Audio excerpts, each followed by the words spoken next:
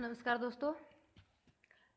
Journal science में जो कि वीडियो के लिए काफ़ी इंपॉर्टेंट है, उसमें हम आज पढ़ेंगे कोशिका विभाजन। इससे पहले हमने जंतुओं का वर्गीकरण पढ़ लिया था, कोशिका के बारे में पढ़ ली थी, कोशिका की संरचना के बारे में पढ़ लिया था। आज हम कोशिका विभाजन की बात करेंगे और काफ़ी डीप में हम नहीं जाएंगे।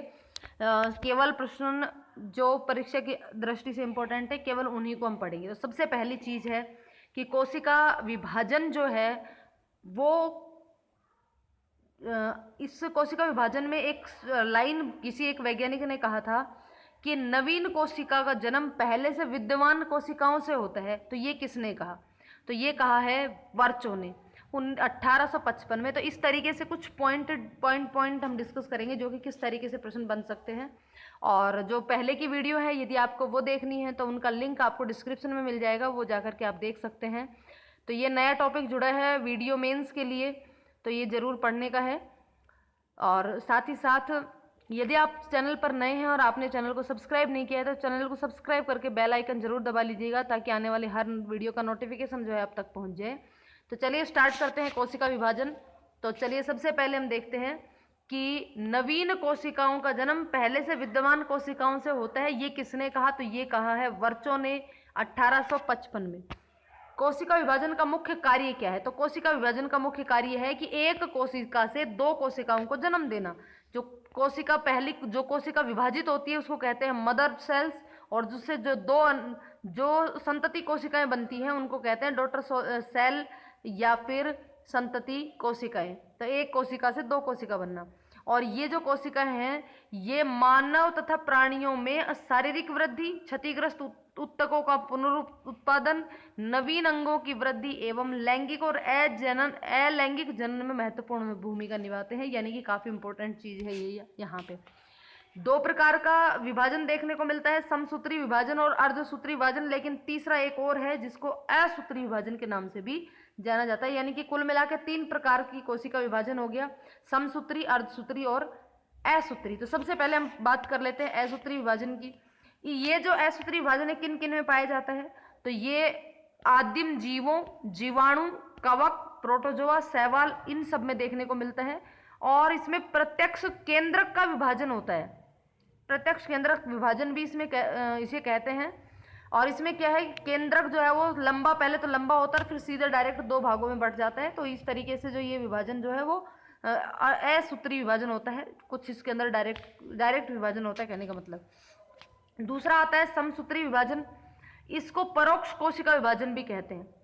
और इस विभाजन यानी कि माइटोसिस, ये इंग्लिश में इसको माइटोसिस कहा है। ये माइटोसिस जो नाम दिया था ये सबसे पहले दिया था वाल्थर फ्लोमिंग ने। वाल्थर फ्लोमिंग महोदय ने इसका नाम दिया था। वाल्थर फ्लोमिंग ने 1882 ईस्वी में उन्होंने ही इस कोशिका विभाजन का नाम माइटोसिस रखा, जिसका अर्थ होता है धागे की तरह निर्माण, या फिर केंद्रक का विभाजन के रूप में भी इसको देखा जा सकता है। व्यवहारिक रूप में इसमें केंद्रक के साथ साथ कोशिका द्रव्य को भी 2 भागों में बांटता है। इस तरीके से इसका इस्तेमाल होता है। और इस विभाजन से जो 2 डॉटर सेल्स बनती हैं वो सेल्स बिल्कुल अपने मदर सेल्स के बिल्कुल जैसी ही होती है। लेकिन ये जो प्रक्रिया है ये थोड़ी डिफिकल्ट होती है, थोड़ी जटिल प्रक्रिया होती है, इसलिए इसको चरणों के अंदर डिवाइड किया गया है। तो इसमें 5 चरण होते हैं। पहला होता है इंटरफेज, दूसरा होता है प्रोफेज, तीसरा होता है मेटाफेज और चौथा होता है एनाफेज और 5वां टेलोफेज। तो इस तरीके से 5 अवस्थाएं बताई, interphase, prophase, metaphase, anaphase, telophase. तो सबसे पहले बात कर लेते हैं हम इंटरफेज की। सिंपल सी बात कर लेते हैं बस। इंटरफेज की जो अवस्था होती है वो सबसे पहली अवस्था होती है जिसमें कोशिका विश्राम अवस्था के अंदर होती है। और केंद्रक द्रव्य जो है वो केंद्रक द्रव्य के अंदर डिफ्यूज हो जाता है, मिल जाता है और बिल्कुल स्पष्ट नहीं होता है। दूसरी स्थिति है प्रोफेज की। तो प्रोफेज के अंदर डिहाइड्रेशन की शुरुआत हो जाती है। डिहाइड्रेशन की शुरुआत होती है और वो जो जालक होते हैं, जो क्रोमेटिन जालक जिसको बोलते हैं, वो टुकड़ों के अंदर बंटने लग जाते हैं। ठीक है। उसके बाद और उसके अंदर जो लंबी गुणसूत्रों में डिवाइड हो जाते हैं वो, और गुणसूत्र भी फिर बीच में से 2 भागों में बंट जाते हैं। और उनको जो 2 भाग होते हैं उसको सेंट्रोमियर कहते हैं।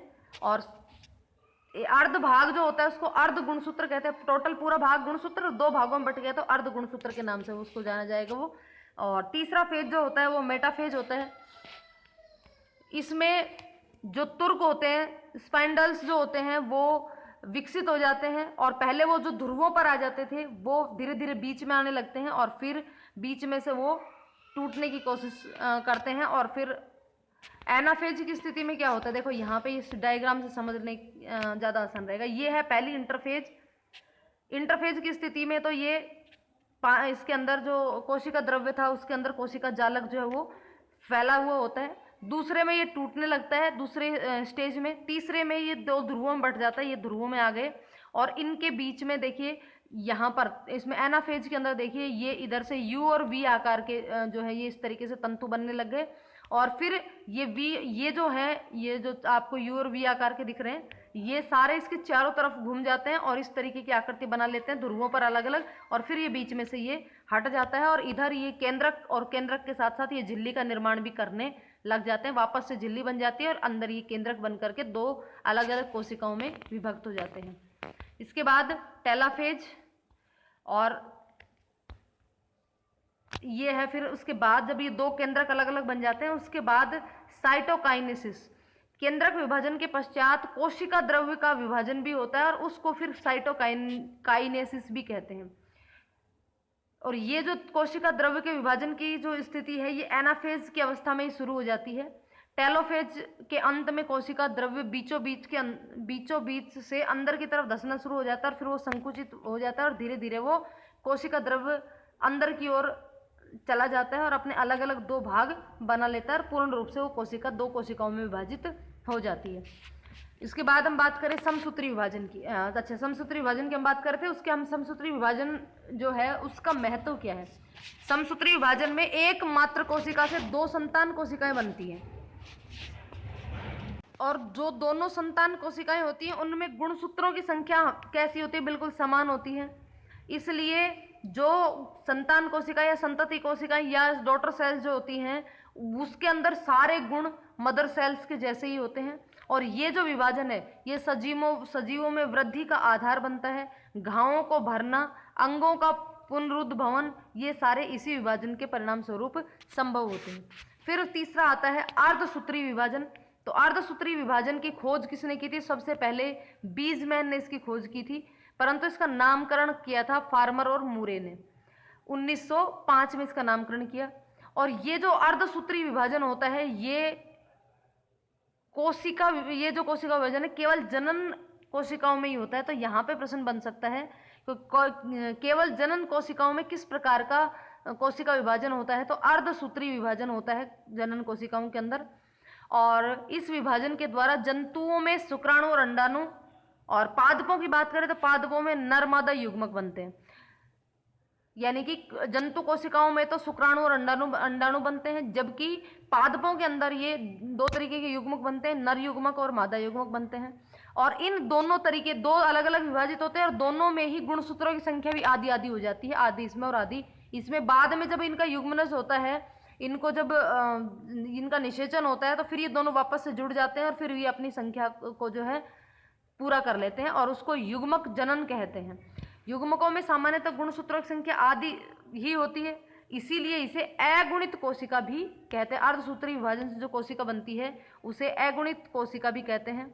और गुणसूत्रों की केवल एक ही प्रतिलिपि, यानी कि 2 में से केवल एक ही इसके अंदर होता है, यानी कि जब ये युग्मनज का निर्माण करते हैं तो जीव की उत्पत्ति होती है, और जो गुणसूत्र थे उनकी संख्या दुगनी हो जाती है, उसको फिर द्विगुणित कोशिका कहते हैं। और इस प्रकार से जो कोशिका विभाजन है उसमें 4 संतति कोशिकाओं का निर्माण होता है। 4 संतति कोशिकाओं का निर्माण होता है। अर्धसूत्री कोशिका विभाजन में 2 विभाजन होते हैं। पहला विभाजन तो विषमरूपी विभाजन होता है या हास्य विभाजन होता है, और दूसरा समरूपी विभाजन होता है। 2 संपूर्ण अर्ध विभाजनों के बीच में विश्राम अवस्था होती है, जैसे कि जीवन अवस्था, एस अवस्था एवं G2 अवस्था में विभक्त होती है। समसूत्री विभाजन में एस अवस्था, जैसे कि अर्धसूत्री में एस अवस्था में भी DNA का संश्लेषण होता है। अर्धसूत्री विभाजन विश्राम अवस्था में G2 अवस्था के पश्चात प्रारंभ होती है और अर्धसूत्री विभाजन कोशिका विभाजन की प्रक्रिया को भी अलग अलग अवस्थाओं में बांटा है। तो सबसे पहले विषमरूपी विभाजन की बात करें तो इसमें कौन कौन से चरण हैं, तो इसमें भी प्रोफेज में भी 5 चरण बताए हैं। Leptotene, zygotene, pachytene, diplotene, diakinesis. दूसरा है मेटाफेज, फिर तीसरा वही एनाफेज, टेलोफेज, और वही फिर जीवद्रव्य का जो समसूत्री विभाजन के अनुसार ही इसमें ये भी तीसरा भी क्या आता है, साइटोकाइनेसिस। उसके बाद दूसरा समरूप विभाजन, विषमरूपी विभाजन, समरूप विभाजन, समसूत्र विभाजन या द्विअर्धसूत्री विभाजन इसको कहते हैं। और ये भी समसूत्री विभाजन के जैसा है, जिसमें समसूत्री विभाजन की तरह ही अवस्थाएं होती हैं। और प्रथम अर्धसूत्री विभाजन के पूर्ण होने के बाद दूसरा विभाजन जो शुरू होता है, द्वितीय अर्धसूत्री विभाजन शुरू होता है। इसकी 4 अवस्थाएं हैं, प्रोफेज 2, मेटाफेज 2, एनाफेज 2 और टेलोफेज। अब यहाँ पे बात कर लेते हैं अर्धसूत्री विभाजन के गुण क्या है, महत्व क्या है।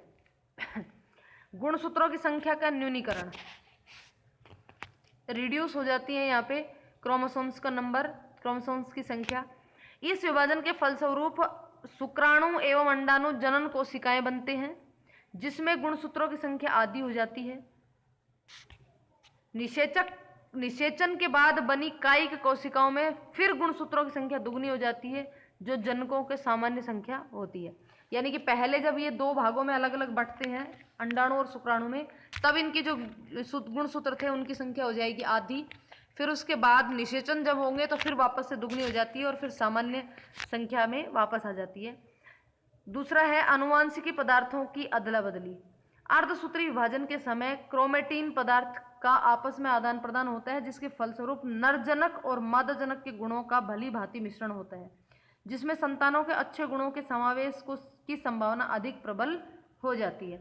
यानी कि इसमें जो क्रोमेटिन पदार्थ है उसका आदान प्रदान होता है। अब कुछ महत्वपूर्ण तथ्य हैं। फ्लेमिंग ने 1822 में सबसे पहले जंतु कोशिका में समसूत्री विभाजन का अध्ययन किया था, जिन्होंने सबसे पहले माइटोसिस शब्द का भी इस्तेमाल किया था। फार्मर एवं मूरे, इन्होंने सबसे पहले अर्धसूत्री शब्द दिया। स्केनेडर ने सबसे पहले केंद्रक विभाजन शब्द दिया। व्हाइटमैन ने सबसे पहले कोशिका द्रव्य विभाजन शब्द दिया। अब हम बात कर लेते हैं यहाँ पे समसूत्री विभाजन एवं अर्धसूत्री विभाजन में क्या क्या डिफरेंस है। सबसे पहला है समसूत्री विभाजन। यह कायिक कोशिकाओं में होता है, जिसके फलस्वरूप जीवों जैसे कि पौधे एवं जंतुओं में वृद्धि एवं टूटे फूटे भागों की मरम्मत होती है।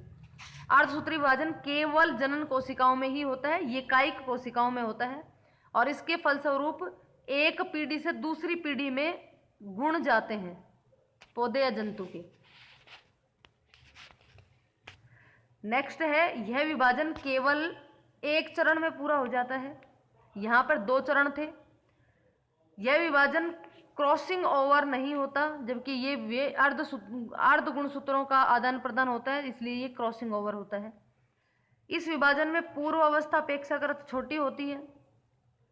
यहाँ पर पूर्व अवस्था काफी बड़ी होने के कारण इसे 5 उपावस्थाओं में विभाजित किया जाता है।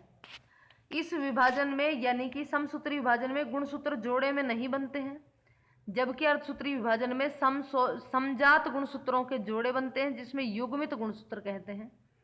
इस विभाजन में संतति कोशिकाओं के गुणसूत्रों की संख्या मात्र कोशिकाओं के बराबर रह जाती है, लेकिन अर्धसूत्री विभाजन में संतति कोशिकाओं की गुणसूत्रों की संख्या मात्र कोशिकाओं से आधी रह जाती है। यहाँ पे तो जब 2 कोशिकाएं अलग अलग, एक समसूत्री विभाजन में तो एक कोशिका टूट करके 2 भागों में बंटती है, तो दोनों में गुणसूत्रों की संख्या बराबर बराबर होती है। जबकि अर्धसूत्री विभाजन में आधे एक के पास चले जाते हैं और आधे दूसरे के पास। जब उनका निषेचन होता है, युग्मनज बनते हैं, तब वापस से उनकी संख्या जो है दुगनी होती है। इसमें अर्ध गुणसूत्र लंबे व पतले होते हैं, इसमें अर्ध गुणसूत्र छोटे व मोटे होते हैं। पादप कोशिकाओं में कोशिका भित्ति अवश्य बनती है।